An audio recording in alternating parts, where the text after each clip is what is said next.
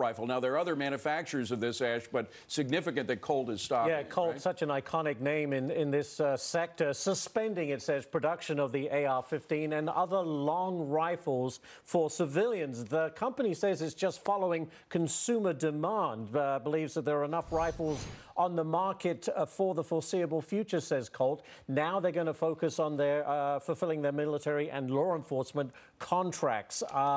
Also, though, they will continue to provide revolvers and pistols, but it's the controversial AR-15 that they've suspended production of for civilians. Well, embattled opioid maker Purdue wants the raft of lawsuits against it frozen. Christina has details on that. 2,600 lawsuits right now against Purdue, and they're asking for an injunction lasting about 9 months. Why? Why do they want this to be put on hold at the moment? Because they're paying roughly $5 million in legal fees, and they feel like if you just put it on hold, they can focus on dealing with the company. The fact that Purdue, we know, has filed for bankruptcy, and Purdue was one of the top manufacturers of the oxycodone pills that have been linked. We know there's been over 400,000 deaths in the course of just 10 years from 1997 to 2017. So this is an ongoing story. A lot of opioid-type companies have settled with various states, Purdue being one of them. Okay, let's take a look at Dow Jones futures. We're just about 15 seconds away from the market's opening,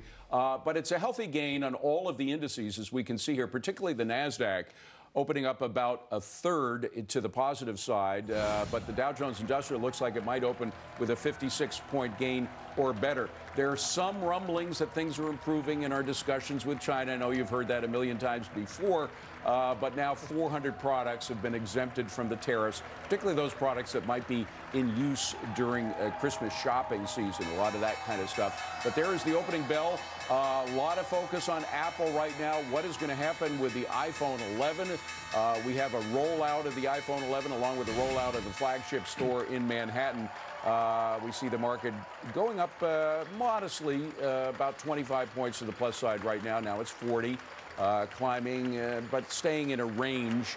We'll see how the S&P is doing right now. If we can switch over to that, it's a little early to see on the Dow Jones, but this S&P is up about the same percentage-wise. But the Nasdaq got an even nicer bump after the opening. If we can switch to that, well, actually, it's pulled back a little bit. So it's a mixed picture. A lot of things are hanging in the balance. Again, a lot of questions about what's going to happen with Apple. Joining us, David Dietz, Christina Partsinevelos, and Ashley Webster. Let's start with Apple. David, the new iPhone 11 is out. What do you think is going to happen? So I think things are going to work out well.